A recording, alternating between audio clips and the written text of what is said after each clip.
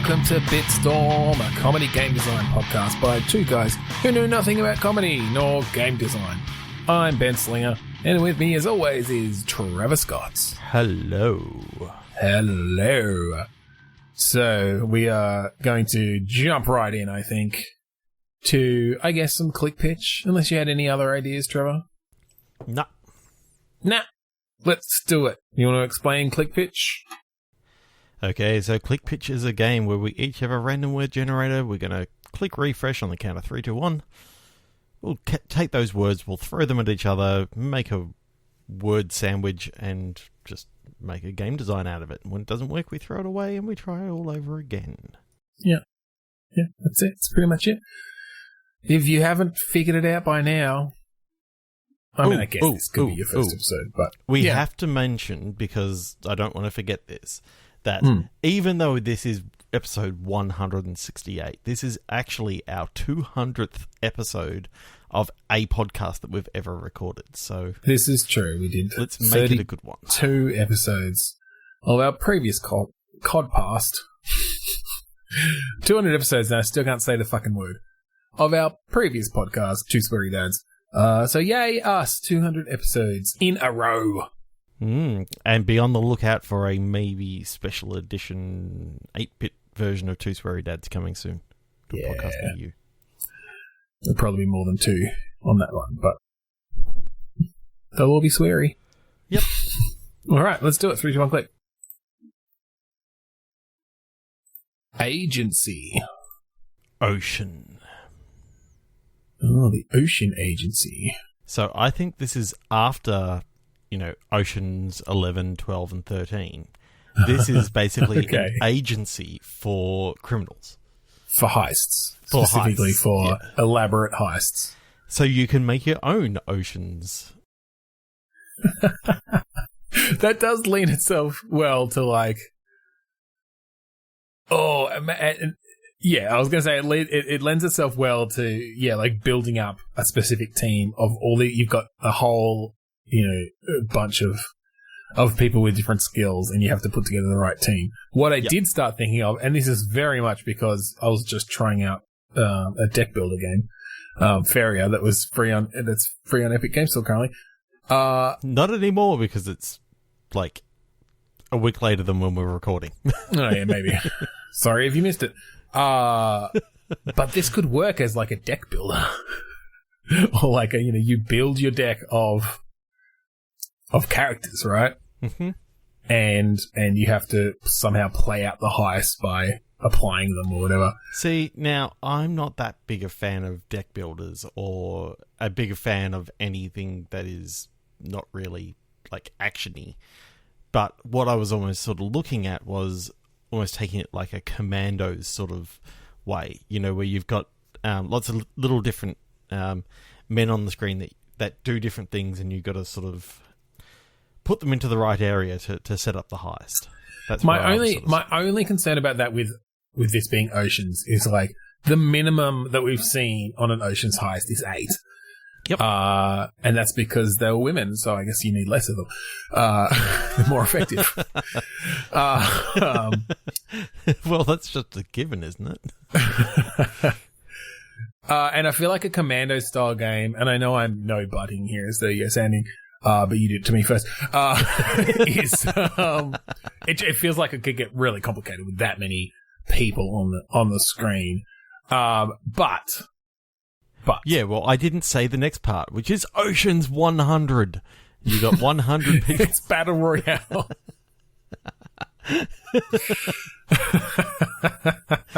Actually, now I'm sort of in the mood that you randomly get assigned in a Battle Royale sort of situation.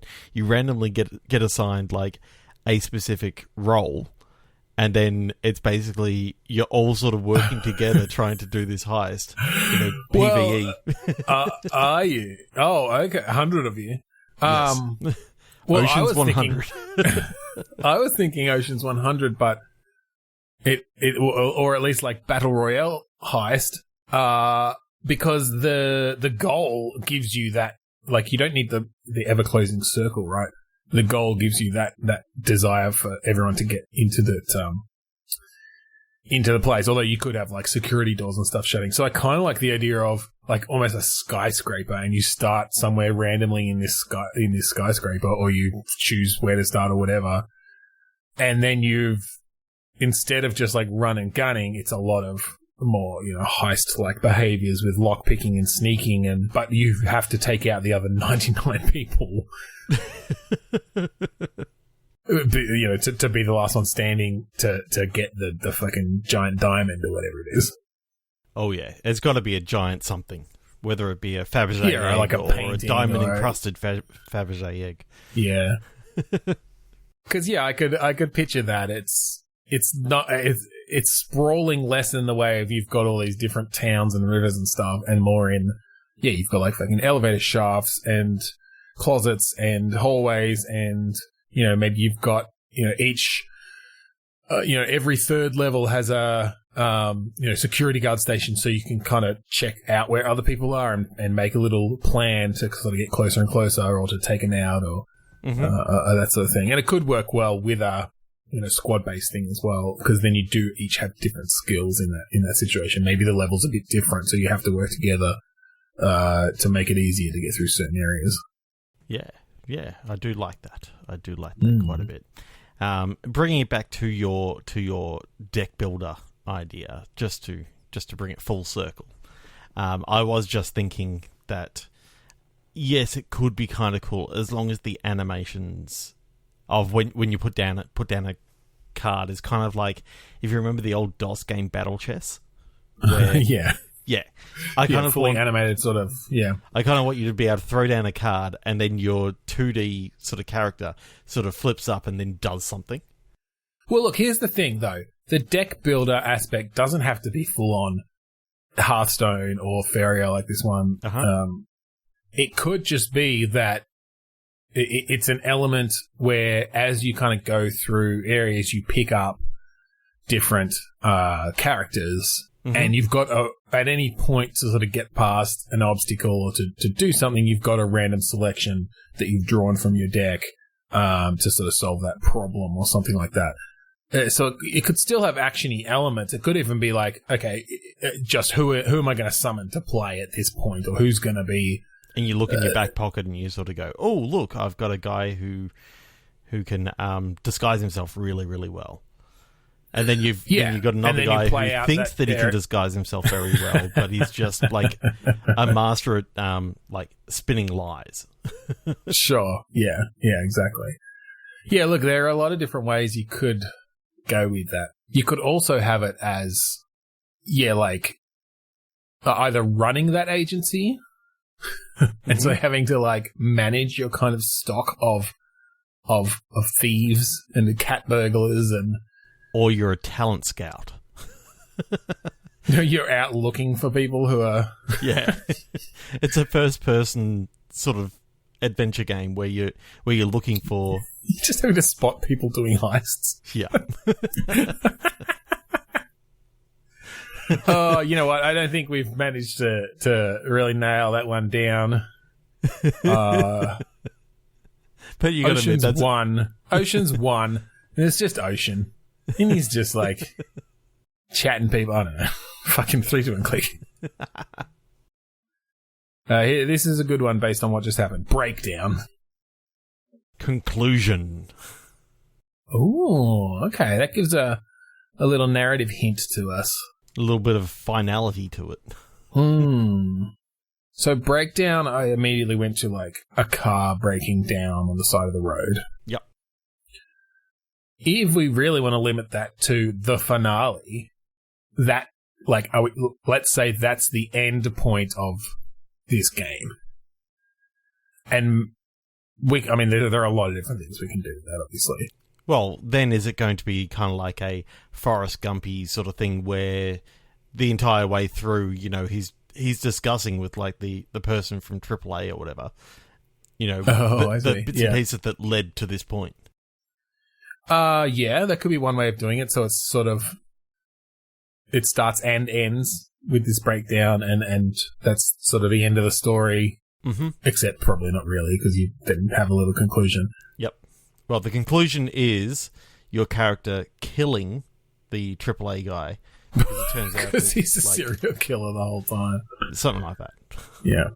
Well, what I was thinking more from a gameplay-ish perspective was if you've got a game where, and this it would probably be a roguelite or roguelike of some kind, where you spend the game driving around and you are able to sort of randomly come across gear and weapons and different things and maintain the car, but like inevitably your car will break down, and then that's where you have like your final stand. Yep. And it's what you've managed to kind of gather throughout that determines, you know, how many waves of fucking zombies or rabid skunks or whatever the enemy is in this world. Well, I'm thinking the enemy has to be like a rabid skunk without a doubt. The second that you said that, I just couldn't imagine anything but like the animated stink lines coming from like the horizon. Oh yeah, as the horde of rabid skunks comes towards you. Yeah. So yeah, I'm kind of picturing this game where and it comes with smell-o-vision. Smell, definitely. Well, look, that could even be part of the at least scratch and sniff. They're getting closer. Scratch square number 4 vigorously. But yeah, I kind of like that idea of you've just got not a huge open world, but an open-ish world, and you're sort of driving around from place to place. You can choose to just like scavenge here and like take out the fucking skunk family in this that's made its nest here because you know that they collect shiny things and you might get some gears or some bullets or whatever, and you can trade off to like, oh, I'll use that scavenged junk to maintain my car for a little bit longer because, like, the next place I can get to might have, really good gear. Or keep it because then what I'm thinking is once your car finally breaks down, it's like, all right, you have 2 minutes. Set up turrets, set up fences, like whatever you've scavenged with, you can now craft and place and get ready for this final showdown. Against the rabid skunk horde. That last town that you went through where you found that box of 30 knives, well, now it's just perfect because you can duct tape them to like the front of the front of your car and sort of hold up just in there. The 30 knives, yeah, exactly. What else do you need? If you've got 30 knives, you can take out unlimited skunks. Yeah. Yeah, but yeah, it's all, exponential. The one knife can take out, 5 skunks, but then 2 knives can take out like 25 skunks. So it just right, yeah, it's common math. Like everyone knows this.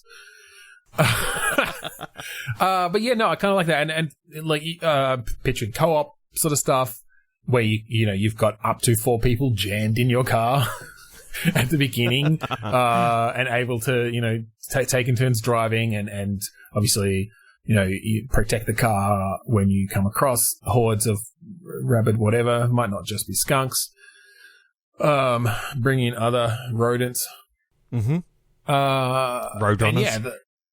Yeah, exactly. Roadrunners. Coyotes. Other things starting with Roe. Lieutenant Roe from DS9. That's the first place my mind went for some reason. Fuck. This is going to be a weird one. Oh, that's awesome. But yeah, I think there's some pretty cool mechanics there that you could do. I do like the idea of because I took it in sort of like a Looney Tunes sort of way of thinking with technically you got Pepe Le Pews, you've got Roadrunners, you've got Coyotes.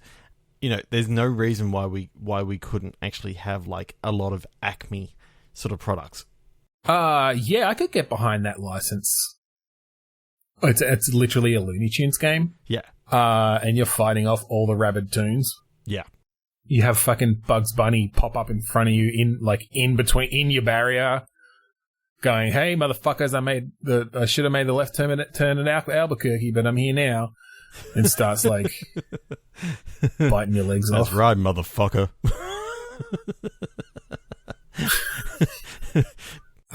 What's up, motherfucker? Nice. All right. Look, there's more we could do there with that Looney Tunes angle, but I think we can figure it out. 3, 2, 1, click. Okay, 3, 2, 1, click. Innocent. Pal. P-A-L, pal. Innocent pal. Is this a tear-jerking game about a pet of some kind? Well, I was actually thinking, when you said pal, what came into my head was pen pal. Okay. And I sort of got almost a picture of sort of World War II. And, like maybe a story about these two pen pals from opposite sides of what is now like two sides of a war. If you know what I mean. Right, so they were pen pals sort of before war broke out. Yep. And now those they're two, having to two find countries their are way. at war. Okay. Just to move away from fucking Nazis. World War I. No, I was thinking maybe we take this to like a fictional, like a different planet or a future thing, or like just take it. I don't know. I feel like I like the general idea of having to, get communication across front lines and that sort of thing. But yeah, there are enough fucking World War II games. Yeah. So what sort of we gameplay don't necessarily want to is humanize this? Nazis, so fuck them. Yeah, well, I mean, there are definitely people, obviously, on both sides that were. Yeah. Anyway, yes, we're not going to go into that. So, you're on the planet Flint. No, I don't know. What? Without figuring out where we are, what sort of gameplay are you thinking here? Is this sort of introspective, coming across letters and sort of unraveling a mystery, or as you get or find new letters? Yeah, I'm definitely thinking of it as like a story set within a house, where maybe you're going through some letters and that sort of stuff as you go through.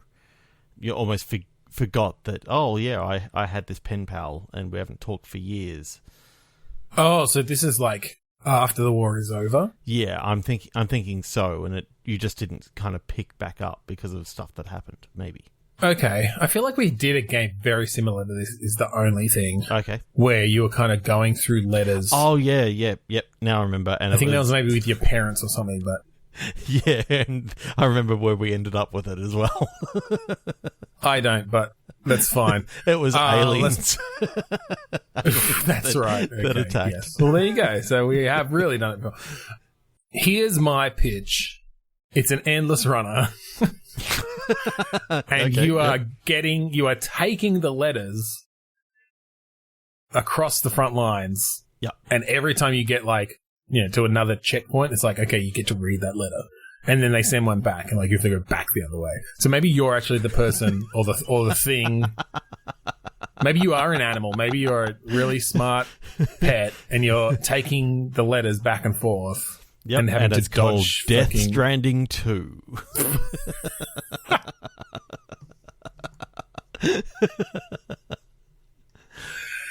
Well, there you go. It could be.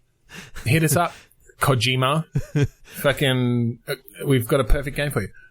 Believe me, I had two things I was going to go with, and it's called Desert Bus. I mean, Desert. Desert Stranding.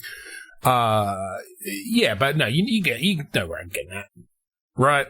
Yes. I don't know if this is like one of those temple run kind of ones, or go the classic Cannonbolt style, but you're jumping, you're dodging, you're fucking trying to get as far as you can, and the further you get, the more of the story you unravel. And going backwards and forwards on this run, you're gradually coming across, a little bit more of the story as to what's happening in this war. And you start noticing that maybe some of these people who are fighting are not quite what they seem, as they seem to have metal exoskeletons underneath their skin. Well, I do like the idea that the scenery and what you're seeing changes each time you go back and forth. Like that is an interesting exposition technique. Believe me, the first time was a breeze compared to the last. Yeah, well, that's it. It gets harder and harder, and yeah, I like that idea. On one side, they start when you initially do it, they're people, but you know, on your third run, you realize, hey, these same people are fighting, but they're just getting more and more of their fucking outer flesh ripped off, and their inner exoskeletons are showing through. And it's literally just a game set in, you know, Skynet versus. Yeah, again, whatever. If you want to license it, that's fine. Okay, it's WaterNet then. No, what's the opposite of Sky? LandNet. It's yeah.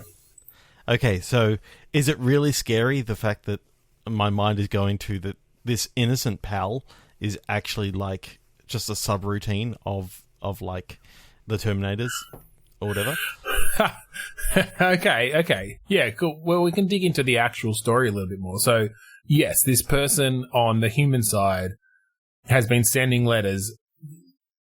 Little do they know, when the war broke out, like, yeah, a Skynet subroutine took over and started writing the letters in the place of the person who's been dead for a decade now.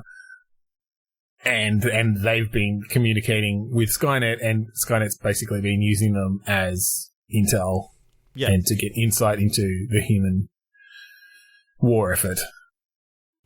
I'm just imagining some of the questions that they're asking and getting answered by the human, you know, is really helping their war effort, sort of thing, as they find out, you know, what makes humans tick. Yeah, absolutely. I feel like it could be really devastating when you like have that turn of finding that out. So your character's the postman. You know, is he doing anything else but taking the taking just those letters, or is it like, well, or maybe your character is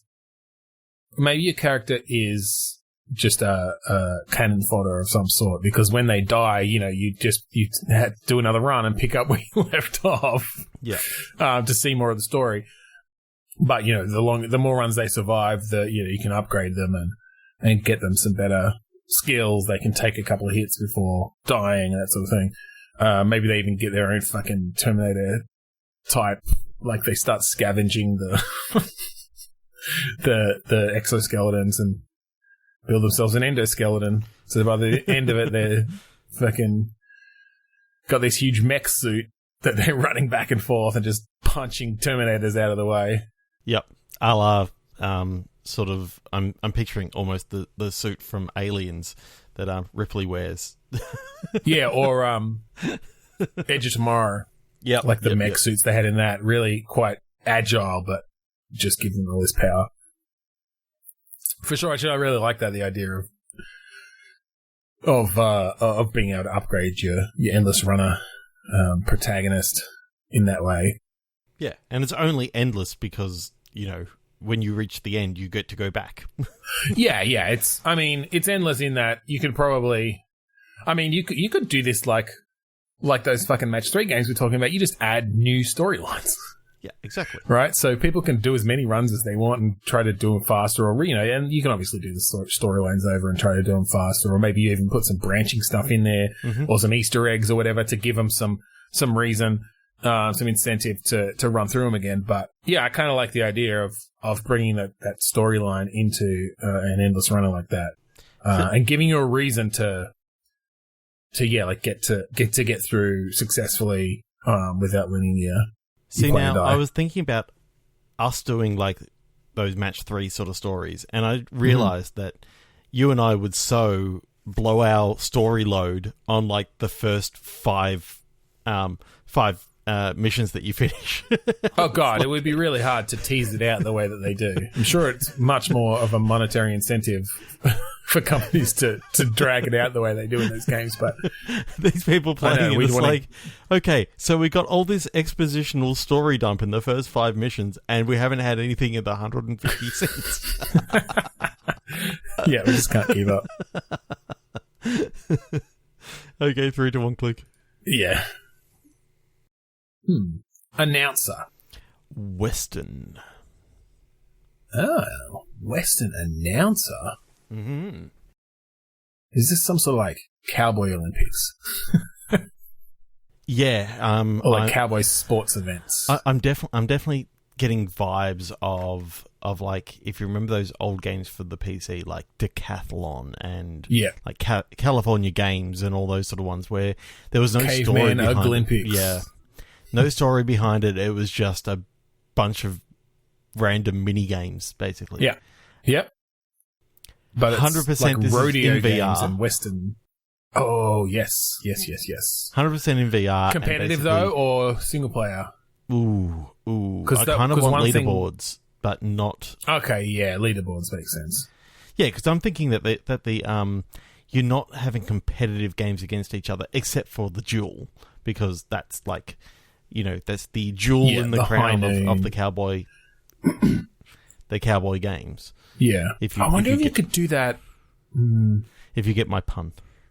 Yes. Duel. Yes. Sorry, it took me a moment because I was thinking of my own things, as we tend to do. Just ignore the other person. Exactly. I was just thinking, I wonder if you could do an asynchronous duel in any way, like where you're sort of almost playing against. I guess that wouldn't really work.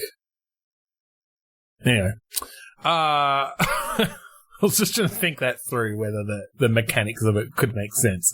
Yeah, because you don't want to have to be like doing all this stuff effectively single player with leaderboards and then like do matchmaking shit for the final duel or whatever. Yeah. But anyway, you could probably just leaderboard that as well. Yeah, probably. So what sorts of games are we talking? Obviously, we've got some level of like quick shooting. Oh yeah, you got like the fan the hammer sort of thing where you bang bang bang bang bang bang bang. Oh, you've got like what's it called? Where you're swinging the rope around. Oh, like lassoing. Yeah, lassoing. Yeah. Are you on a horse? Or? No, but you're trying to capture a horse. Okay, so you're stationary and you're just trying to. Okay, that'd be interesting. The mechanics around lassoing in VR. Yeah. It would be. I mean, if you got it working right, and you had to get the rhythm of the movement happening. Yeah. Whipping in VR could be quite cool as well. Like if you got that going quite well. So I'm thinking artistic whipping, in which you're trying to. Okay, you're trying to like accurately, like etch something onto a piece of wood, or and then it goes up from there. Like then you're accurate whipping where you're trying to like whip off tops off bottles sort of thing. And then you've got like erotic whipping, which is where you're trying to take someone's clothes off purely by whips, without hurting them. And then depending on the other participant, because there's a fine line between pleasure and pain. They could be into it, I guess. I'm not sure lashing is that common. I mean, I know some people like it, but not kink shaming here. I'm just not sure how we bring it into the gameplay. And then that's like if you're playing it after midnight in your current area, then the game will take a weird takes turn. a weird erotic S&M kind of turn. Okay, sure. other games that you can play in this sort of thing. Well, I think because you're in a Western, horseshoes. Yep. It just makes sense. Like spittoon. Yep. I don't know how that's going to work in VR, but no, I don't know, but we'll figure it out. Dueling. We've talked about that. Just dueling, I guess. Yeah. I guess it's just like, high noon duel. Gravestone making. You play that Undertaker who's always like measuring people before the duel. I do like the idea of like chiseling in some way, though. Oh, yeah. It's like artistic. You have to like chisel a nice statue into the headstone. Mm-hmm. You get some marks as to where they recommend you to hit. But you don't have to hit those areas. Yeah. What else? One of the big events of the week is like the train heist. Okay. It's like how just you get scored based on speed and how much money you get and how much money you get, and stealth. Yeah, well, this is the thing. Look, they obviously don't actually have to be in the form of this Western town is holding a literal like competition. Yeah, I'm picturing it's like a bunch the of outlaws. Western-based. The bunch of outlaws have decided to hold a competition.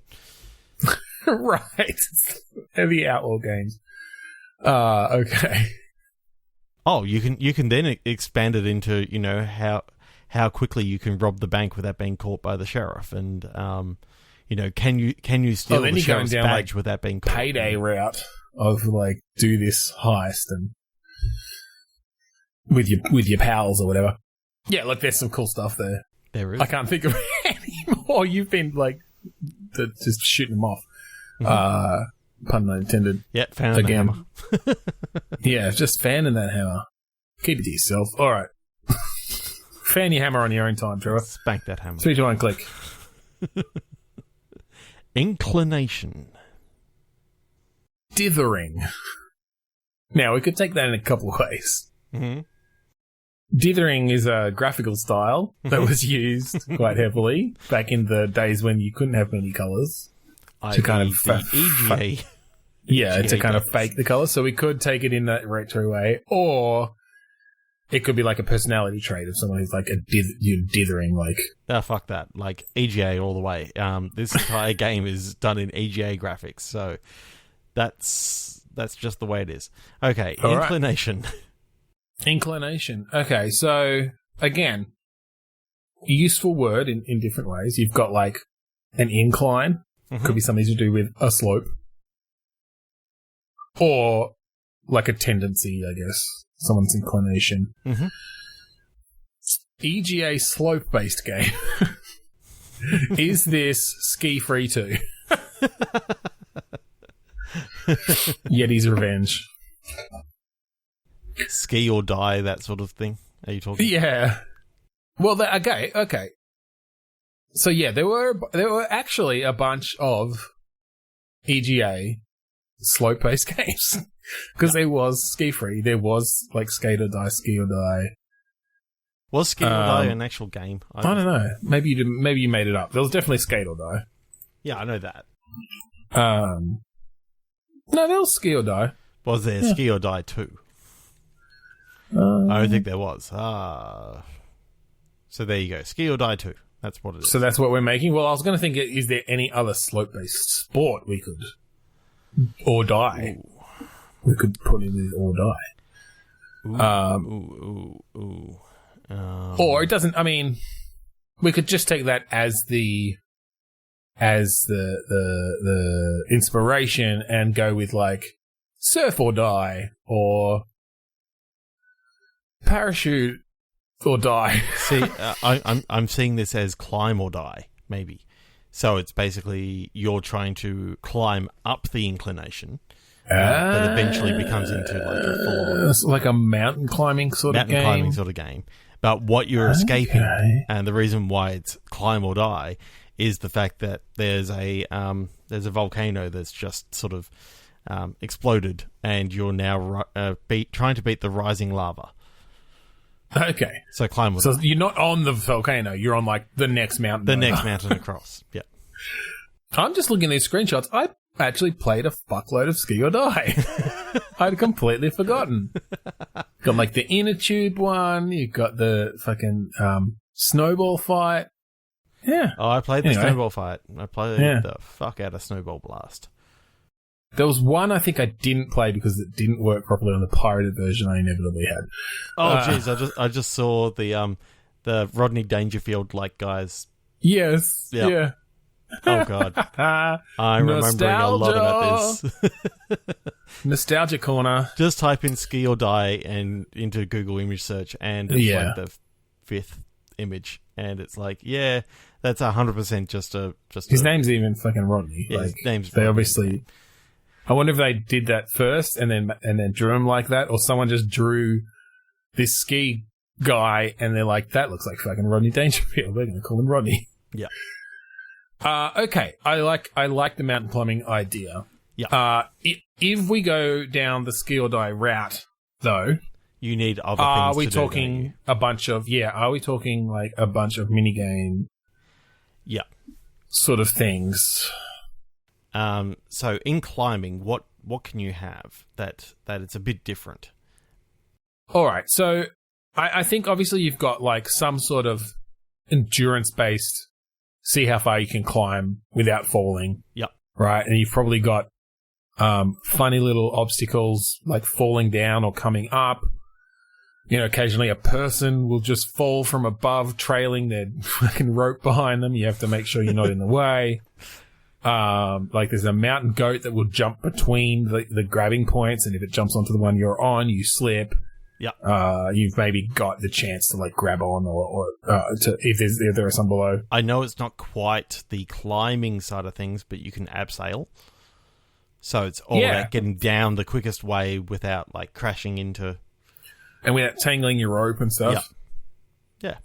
So that's more of a like move left or right, see how fast you can go, but you know don't hit the obstacles. Don't tangle your rope around outcroppings and stuff. Yep, be very wary about those sort of steam vents that may or may not let all the lava out really, really quickly, right as you're in front of it.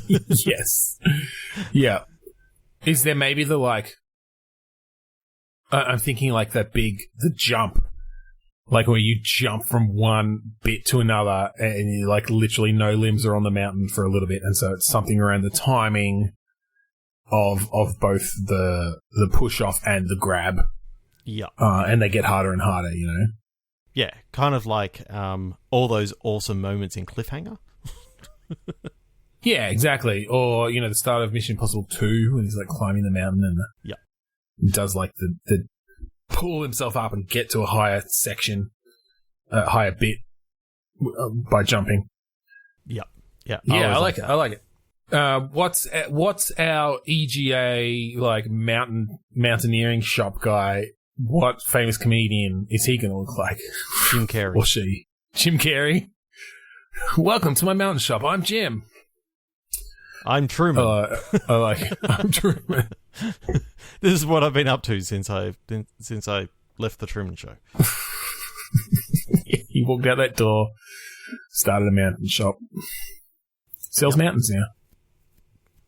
It's either that or it's literally Sylvester Stallone from Cliffhanger. Maybe we can mix it up. Maybe you can like choose to play as Jim when you're doing something, like once you unlock him, and then if you die, it's someone else in the shop then, from that point onwards. Oh god. I can only imagine how many people we're gonna put in there just until it like repeats again. And with extra little dialogue, like I'm Jim's twin brother, Jom. Because we didn't want to paint another portrait, they all look like Jim Carrey. Oh, I'm saying like the hi, I'm Jam. I'm Jum. Oh, I see. We start reusing the portraits and just change the name a bit. Okay, yeah. Gotcha. Okay, 3, 2, 1, click. Yeah. Papa. Basket. Papa, what's in the basket? What's in the basket, Papa? What's in the box? That's kind of where I was going, actually. It's just a bit horrible. Who's asking their papa about what's in the basket in that way? Cut my life into pieces. This is my life basket. So this is the sequel to 7. No. Let's not go down there, right? Papa basket. Is it? What is in the basket? Okay. Ooh. Okay. So, you're Red Riding Hood's father. Okay. And now we're getting somewhere. Yeah. So you're expecting her home a while ago, and she never came home. When you go out to, grandmother's house, you see the basket sort of spilled out on the floor. Yeah. But something's happened. You know something's happened. But Grandma is actually there. Like, is she alive? And she's alive, and it doesn't look like anything ever actually happened. So the typical, oh my god, Grandma, what big ears you have. Like, she looks kind of funny, but she definitely doesn't look like a wolf.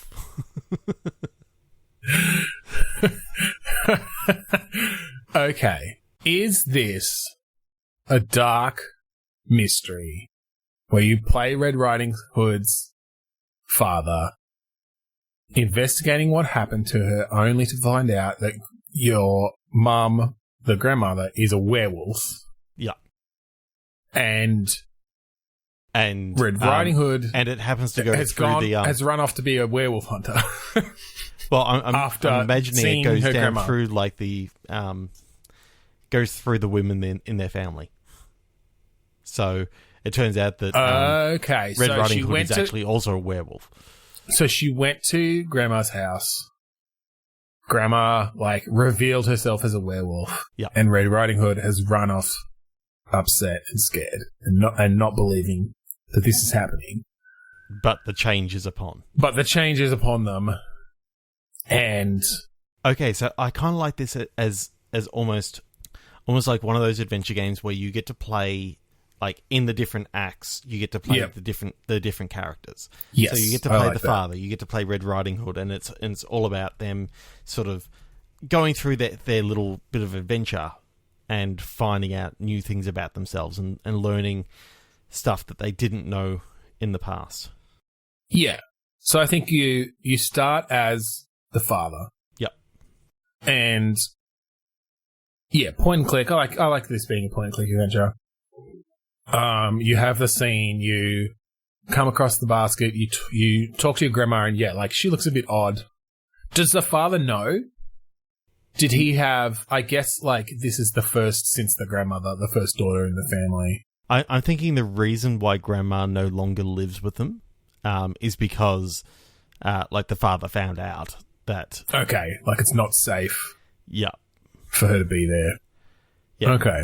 Are we doing are we sticking with the full moon, a catalyst, or... I think in this, it's sort of one of those things that... when the change is first upon you, it's all about the full moon. But Grandma has such control over this now that... right, you start to learn control, and as long as you don't get, too hungry for flesh or something, you keep yourself fed. Yeah. When, you can have a flashback later on that Grandma just, was sort of stretching out and became a werewolf just in the clothing just to sort of let the pressure off, if you know what I mean. Yeah. And that's when Red Riding Hood sort of turned up and she didn't have enough time to switch back. Yeah. So she was sort of talking to Red Riding Hood in the typical way that she normally would. And well, I like the idea of playing out the whole scene where Red Riding Hood is like, "Oh, Grandma, what big ears you have," because she hasn't entirely changed back. Yeah. It's not that she is in full wolf form initially. It's that she hasn't managed. It takes a little bit of time. And the more that she talks, bigger than usual. The more that she talks and points it out, the more Grandma's just sort of unable to control the transformation back, and it sort of starts, reversing a little bit. Okay, I like that a lot. And then, Red Riding Hood finds out. Grandma says, "Look, it's it's happening to you too. You've reached that point. It's gonna start happening. I know you've been feeling the hunger." She doesn't want to admit it, and she runs off into the woods. And then the dad shows up, and he's like, "Mum, what have you done? What's happening?" And she's like, "You knew this day was going to come." And so they have to track her down to make sure she's not hurting anyone or hurting herself. And then, I like the idea of maybe they get close, and then, Act 2, now you're playing Red Riding Hood. Yeah. And it's about handling the change as it starts to come, and you have moments where it overtakes you, and you like that. A certain section of the story, the puzzles are around, getting through a town without being seen or without, going into the moonlight or something, because that's gonna speed up the change. Mm-hmm. Yeah, I like that a lot. I kind of like the idea of the father and the woodcutter sort of being combined into the same sort of person. Yeah, I don't think you need to add anyone else in there. I think he's a woodcutter. That's fine. That's why they live in the forest or near the forest. And then, I think, how does it end? Is it Red Riding Hood accepting her new self, and does the grandma die, maybe? Trying to help her or something, and that's sort of what makes her... I kind of like the idea of, the townspeople all sort of going up against... Going up against maybe Red they're Riding like, Hood. the wolf's back because, 50 years ago, there was a wolf terrorizing the town. Yeah. Which, of course, was the grandmother before she managed to get control, and...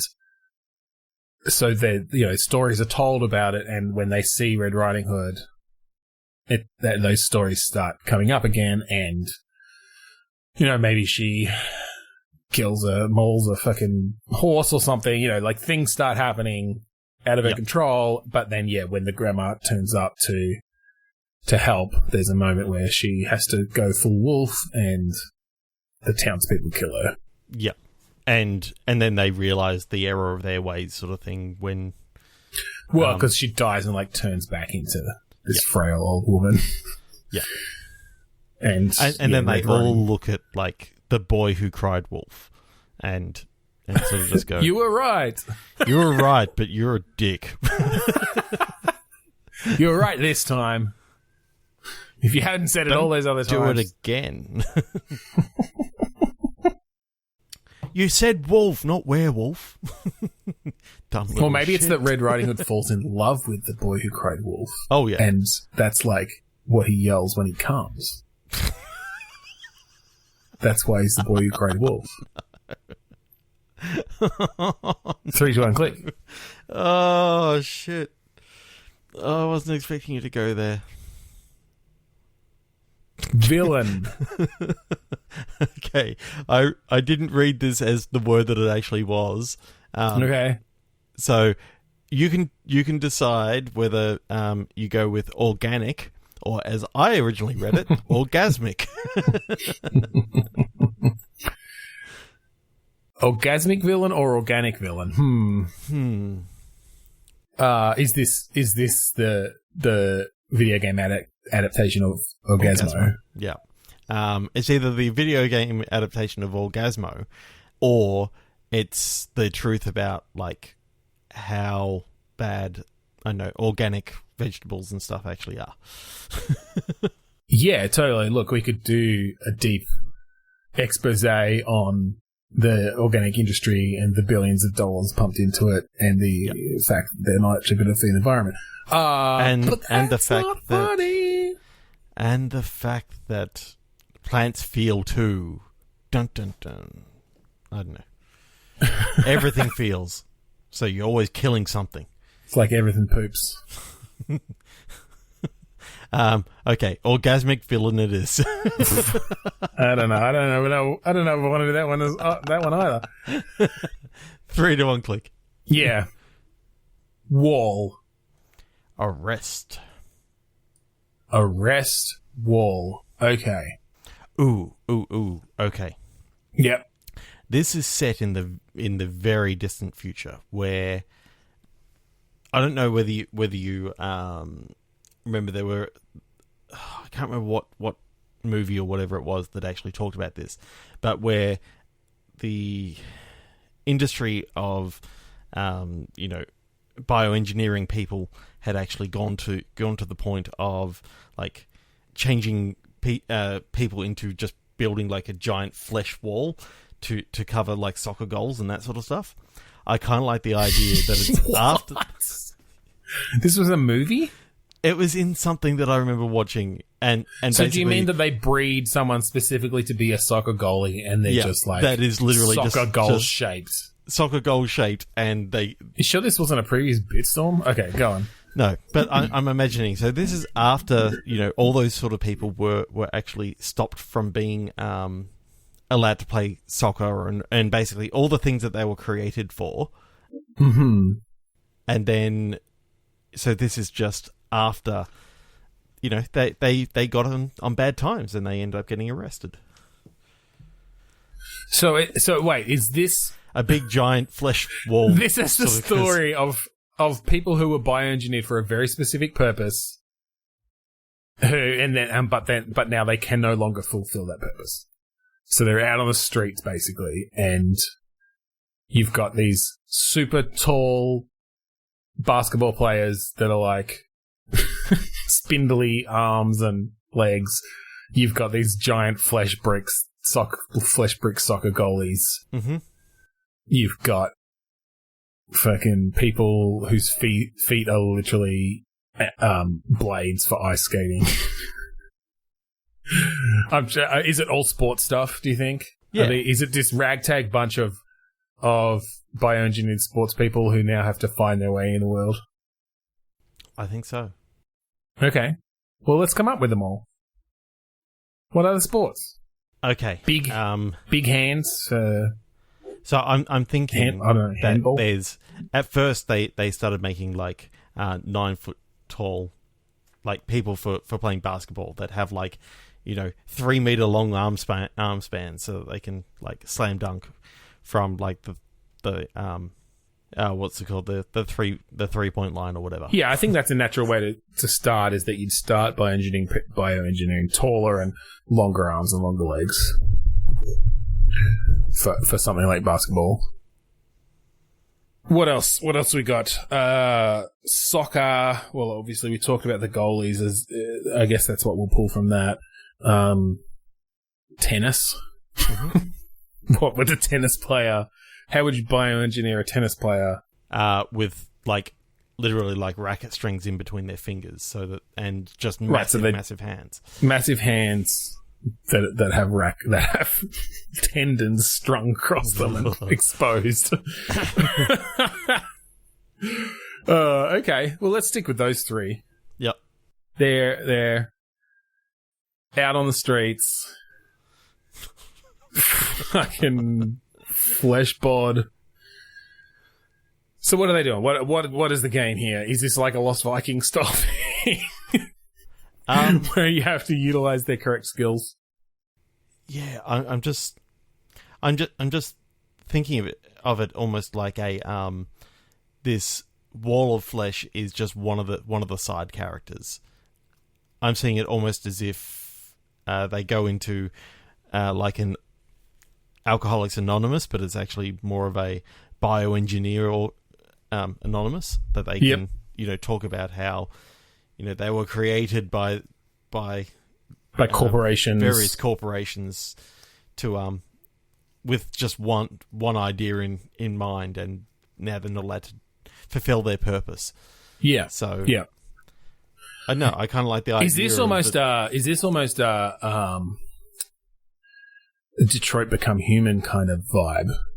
It could be a bit more of that sort of gameplay.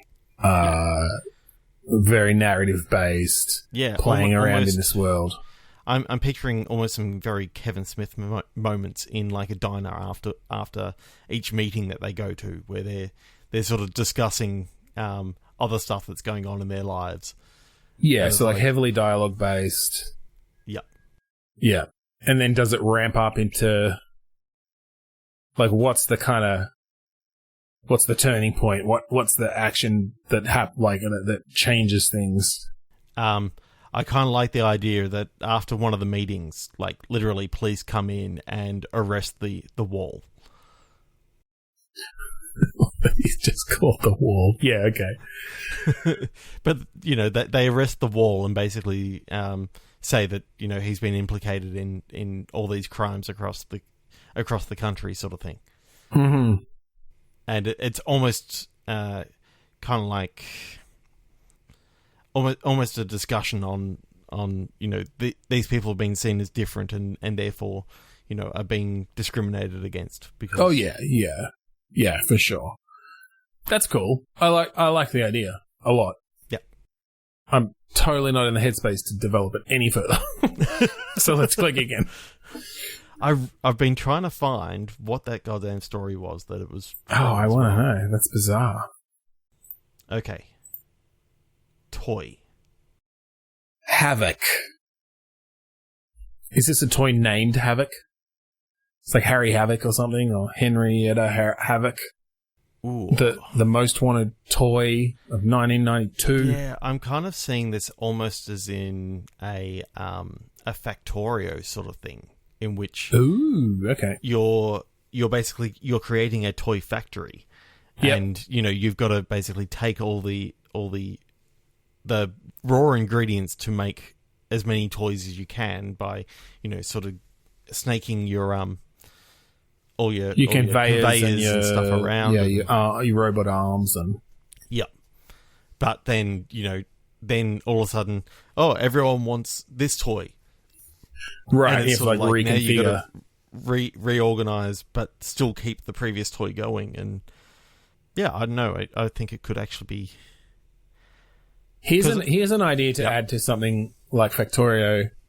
What if at a certain point, once you've built the toys to a certain level, they are then also part of the factory and can move things? And so part of your factory is all right, get the legs on, get the torso on, get the arms on. Now have them all carry boxes of heads down to this other section of the factory, and then get back on a conveyor so that the heads get attached to them, as well as all the other ones coming from different sections of the factory. And then you could have things like, okay, well, I'm going to build something here, but it's not actually going to end up being for sale. It's going to be basically like an autonomous... It's just going to have legs and 7 arms. Mm-hmm. You know what I mean? So it's almost like more of a robot factory than a toy factory, but the goal is that you can build things that are both sold and used as part of the factory. Yeah. Because, I feel like that could add an interesting angle to the way you set it up. That, I guess you'd have to have those things expire in some way, or maybe you do have to sell them all off eventually or something to really keep that running smoothly. Mm-hmm. Yeah. Or maybe I've just taken it completely off the rails. And we should scrap that idea and go back to what you were saying. But no, I like that idea of the Factorio-style toy factory. Yeah. Is it all dolls? Do you have other sorts of things? Like how... Well, I think one of the toys that you got going out are the jacks and rubber ball that you got to create separately. You've got I'm thinking of it almost like a 1940s sort of factory. Ooh, or is it like in the vein of Age of Empires? It's like throughout the history of toys. Okay. So it starts very simple, and it is just like hoop and stick. Yeah. Hoop and stick. All you have to do is put them together onto the one spot, and then they go out into the one box. Oh, I so want to actually create for each one of these toys as the new toy comes out. You get to see the advert that sort of this is the new version, and it's whether it's set in the future or something like that. So it's always high definition, adverts. But the idea that they're new from Mattel. Hoop and stick. Well, and it's your custom one too. You can have things that painted a certain color, or use a certain type of wood or something, and you can have that in the advertisement. So it's very specific to yours. This Christmas, get new red hoop and stick. Never been done before, never been seen. Now the stick is an inch longer. New improved hoop and stick now comes in 2 different sizes.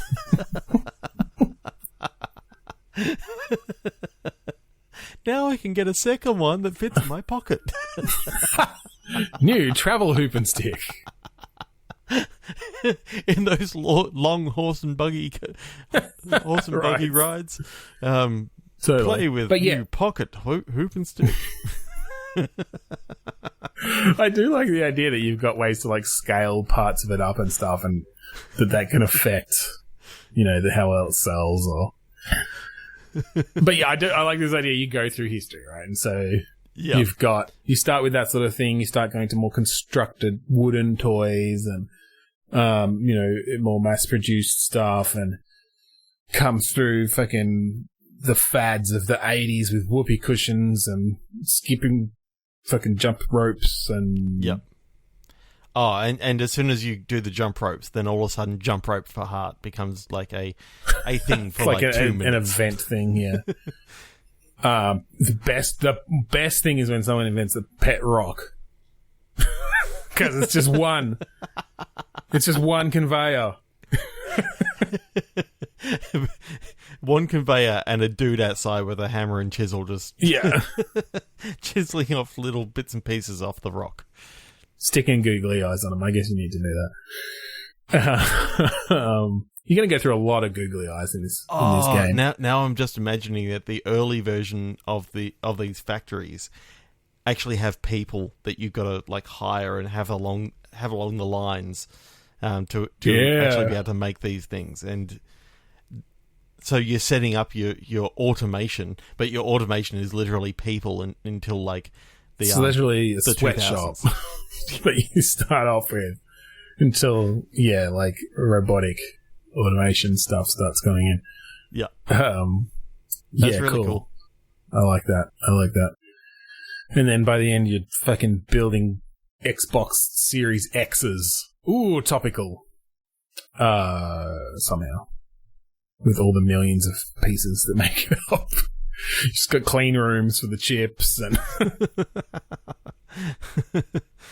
Oh, God. So, I think we'll end it there.